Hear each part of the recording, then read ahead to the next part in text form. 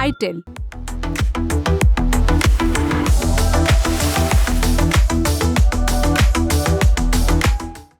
नमस्ते, मेरा नाम उपासना है और आप देख रहे हैं द लल्लन टॉप का डेली फाइनेंशियल बुलेटिन खर्चा पानी। जिस उम्र में ज़्यादातर बच्चे स्कूल से लौटकर अपने दोस्तों के साथ खेल कूद में व्यस्त रहते हैं, उस उम्र में राजस्थान के बीकानेर का एक लड़का अपने पिता के भुजिया कारोबार में हाथ बटाता था। हम बात कर रहे हैं गंगा बिशेन अग्रवाल की।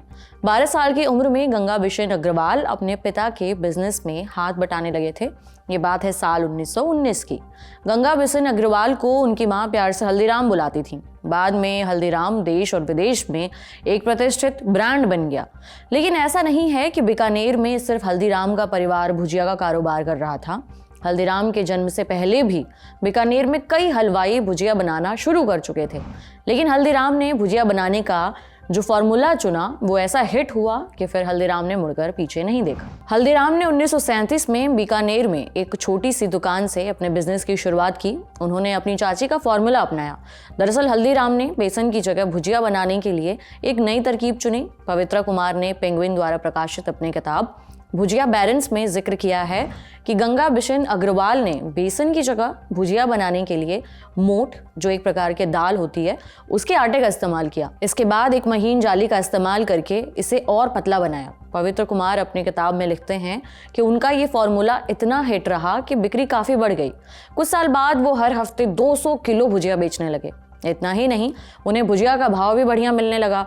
जो भुजिया शुरुआत में 2 पैसे प्रति किलो पर बिक रही थी, वो बढ़कर 25 पैसे प्रति किलो पर पहुंच गई। लोगों की गंगा बिशेन अग्रवाल की ये भुजिया इतनी पसंद आई कि आज की तारीख में हल्दीराम के स्नैक्स भारत में ही नहीं बल्कि सिंगापुर और अमेरिका जैसे देशों में भी बेचे जाते हैं। हल्दीराम का कारोबारी साम्राज्य कितना बड़ा है, इसका अंदाजा आप ऐसे लगा सकते हैं कि कंपनी की वैल्यूएशन इस समय 90,000 करोड़ रुपए के आसपास पहुंच चुकी है। लेकिन अब हल्दीराम अपनी कंपनी में बड़ी हिस्सेदारी बेचने की प्लानिंग कर रही है। कौन खरीद रहा है यह हिस्सेदारी? क्या किसी मजबूरी के चलते हल्दीराम को अपनी हिस्सेदारी बेचनी पड़ रही है? भारत का स्नैक्स मार्केट कितना बड़ा है और हल्दीराम इसमें कहां खड़ी है? ये सब कुछ जानेंगे, लेकिन शुरुआत करते हैं हल्दीराम से जुड़ी ताज़ा खबर से। इकोनॉमिक टाइम्स की रिपोर्ट में बताया गया है कि पेप्सिको भी अब हल्दीराम स्नैक्स फूड में हिस्सेदारी हासिल करने की दौड़ में शामिल हो गई है। पेप्सिको के बड़े अधिकारियों ने हल्दीराम के मालिक यानी अग्रवाल फैमिली के साथ हिस्सेदारी खरीदने के लिए बातचीत शुरू कर दी है। पेप्सिको का हेड ऑफिस न्यूयॉर्क में है। इकोनॉमिक टाइम्स की इस रिपोर्ट में बताया गया है कि पेप्सिको के अधिकारियों ने कहा है, पिछले कुछ दिनों से हल्दीराम में हिस्सेदारी खरीदने को लेकर अग्रवाल परिवार के साथ बातचीत शुरू हुई है। हालांकि बातचीत अभी शुरुआती चरण में है। कंपनी के अधिकारियों का कहना है कि जरूरी नहीं कि ये डील हो ही जाए, लेकिन कोशिश जारी है। इंडिया टुडे में छपी रिपोर्ट बताती है कि हल्दीराम के साथ इस डील को पूरा करने के लिए पेप्सिको कथित तौर पर पैसे का इंतजाम अपनी अमेरिका स्थित पेरेंट कंपनी से करेगी। ये रिपोर्ट ये भी बताती है कि अग्रवाल फैमिली हल्दीराम के लिए 85 से 90,000 करोड़ रुपए की वैल्यूएशन चाहती है। ये पहला मौका है जब अग्रवाल फैमिली के अलावा हल्दीराम स्नैक्स कंपनी में किसी बाहरी इन्वेस्टर की भागीदारी होगी। जाहिर सी बात है, अगर ये डील हो जाती है तो। पेप्सिको के शामिल होने के साथ ही हल्दीराम में हिस्सा खरीदने में दिलचस्पी दिखाने वाली जो कंपनियां हैं, उस लिस्ट में कई बड़े बड़े नाम जुड़ चुके हैं। इससे पहले वैश्विक इन्वेस्टमेंट फर्म टेमासेक और अल्फा वेव ग्लोबल ने भी हल्दीराम में हिस्सेदारी खरीदने के लिए पहले ही बातचीत की बात कही है। रिपोर्ट के मुताबिक टेमासेक और अल्फा वेव ग्लोबल हल्दीराम में 10 से 15% हिस्सेदारी खरीदने में दिलचस्प हैं।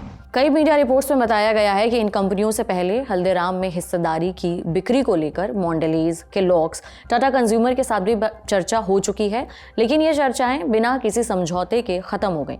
इसके अलावा पेप्सिको की पूर्व सीईओ इंदिरा नूई के साथ भी बातचीत हुई थी, जो असफल रही। वैसे साल 2016-17 से General Atlantic, Temasek, Bain Capital, Capital International, T Associates, Warburg Pincus, Everstone समेत कई प्राइवेट इक्विटी फर्म हल्दीराम में हिस्सेदारी खरीदने के लिए अग्रवाल फैमिली के साथ बातचीत कर रही हैं। इस बात की चर्चा है कि पेप्सिको के आने से पहले तक टेमासेक हल्दीराम में हिस्सेदारी खरीदने की दौड़ में सबसे आगे चल रही थी।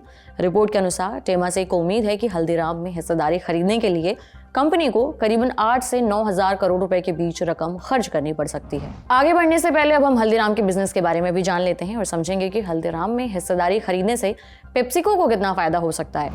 हल्दीराम एक ट्रेडिशनल स्नैक्स मार्केट में सबसे बड़ी कंपनी कंपनी है। इस कंपनी का स्नैक फूड बिजनेस इतना बढ़ चुका है कि फिलहाल हल्दीराम 500 तरह की खाने पीने की चीज़ें जैसे कि स्नैक्स, मिठाई, नमकीन, रेडीमेड फूड और बिस्किट जैसी चीज़ें बेच रही है। कंपनी के पास लगभग 150 रेस्टोरेंट हैं। हल्दीराम के प्रोडक्ट्स 100 से ज़्यादा देशों में बिक रहे हैं। स्नैक्स के मामले में कंपनी कितना आगे निकल चुकी है, इसका अंदाज़ा आप ऐसे लगा सकते हैं कि भारत का स्नैक मार्केट 50,000 करोड़ रुपए के आसपास का है। इसमें हल्दीराम की हिस्सेदारी 13% की है।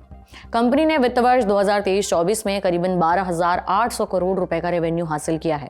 ये आंकड़ा भारत में पेप्सिको के स्नैक्स बिजनेस से 2 गुना से भी ज़्यादा है। पेप्सिको का अप्रैल से दिसंबर 2023 तक 9 महीने के दौरान स्नैक्स बिजनेस का जो टोटल टर्नओवर था वो 4,763 करोड़ रुपए के आसपास था। पेप्सिको लेज, कुरकुरे और डोरिटोस जैसे ब्रांड से नाम से अपने स्नैक्स बेचती है। इस तरह से देखें तो अगर पेप्सिको हल्दीराम में हिस्सेदारी खरीदती है तो इससे तेजी से बढ़ते हुए स्नैक्स मार्केट में उसे काफी फायदा मिल सकता है। इंडिया टुडे में छपी एक रिपोर्ट में IMARC ग्रुप के हवाले से बताया गया है कि 2032 तक भारत में स्नैक्स बाजार बढ़कर 9,55,222 करोड़ रुपए हो जाने की उम्मीद है। हालांकि रिपोर्ट बताती है कि भारत का स्नैक्स मार्केट काफी बिखरा हुआ है, जिसमें बालाजी, बीकानेर वाला और बीकाजी फूड्स जैसी कई रीजनल कंपनियां हल्दीराम के साथ कंपटीशन कर रही हैं।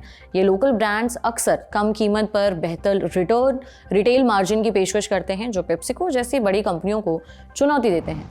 लेकिन पिछले कुछ समय से पेप्सिको इंडिया पर अपने स्नैक्स डिवीजन का विस्तार करने का दबाव है, खास तौर से इसलिए क्योंकि कंपनी के बेवरेजेस बिजनेस का प्रबंधन लगभग पूरी तरह से वरुण बेवरेजेस लिमिटेड द्वारा किया जाता है। ऐसे में स्नैक्स मार्केट ही बचता है जहां कंपनी अपना अच्छे से विस्तार कर सकती है।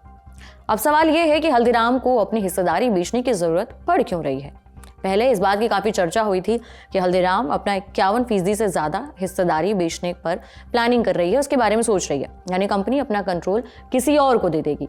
न्यूज़ एजेंसी रॉयटर्स के एक रिपोर्ट में बताया गया था कि टाटा कंज्यूमर प्रोडक्ट्स हल्दीराम में 10 अरब डॉलर भारतीय रुपए में कन्वर्ट करें तो करीबन 86,000 करोड़ रुपए में 51% हिस्सेदारी खरीदने पर विचार कर रही थी।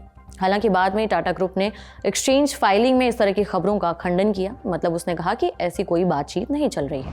समाचार पत्र मिंट ने अपनी एक रिपोर्ट में हाल ही में एक सूत्र के हवाले से बताया था कि अग्रवाल फैमिली हल्दीराम में अब नियंत्रण हिस्सेदारी बेचना नहीं चाहती, मतलब 51% हिस्सेदारी नहीं बेचना चाहती, कमोबेश थोड़ी बहुत हिस्सेदारी बेचने की बातचीत हो सकती है। कंपनी का प्लान 10 से 15% हिस्सेदारी बेचने का है। इस रिपोर्ट में बताया गया है कि हल्दीराम का यह बिजनेस बहुत फायदे में चलने वाला सेगमेंट है और बहुत ज्यादा कैश जनरेट कर रहा है। बिजनेस स्टैंडर्ड की एक रिपोर्ट में कहा गया है कि हिस्सेदारी बिक्री की चर्चा हल्दीराम ग्रुप के पुनर्गठन के बाद शुरू हुई है। पिछले साल कंपनी के नागपुर और दिल्ली कारोबार का मर्जर हुआ। इसके बाद Haldiram snacks food private limited company बनी। नई कंपनी में 56% हिस्सेदारी दिल्ली की हल्दीराम स्नैक्स प्राइवेट लिमिटेड के पास है और 44% हिस्सेदारी नागपुर की Haldiram foods international private limited के पास। हल्दीराम के दिल्ली के बिजनेस की देखरेख मनोहर अग्रवाल और मधुसूदन अग्रवाल करते हैं, जबकि नागपुर बिजनेस का मैनेजमेंट कमल कुमार शिवकिशन अग्रवाल करते थे। मीडिया रिपोर्ट्स के मुताबिक हल्दीराम नए इन्वेस्टमेंट से अपने कामकाज का एक्सपेंशन यानी विस्तार करने के लिए पैसे का इंतजाम करना चाहती है। कंपनी भारत और विदेशों में अपने बिजनेस को बढ़ाना चाहती है।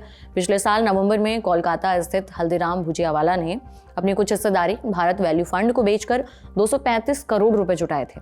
हल्दीराम भुजियावाला अपने प्रोडक्ट्स प्रभुजी ब्रांड के तहत बेचती है। इसी के साथ ये बुलेटिन यहीं समाप्त होता है। आपके लिए बुलेटिन लिखा था हमारे साथी प्रदीप यादव ने। आप अपनी राय यहाँ कमेंट बॉक्स में जरूर दें। अगले एपिसोड तक अपना ख्याल रखें और देखते रहिए द लल्लन टॉप। शुक्रिया।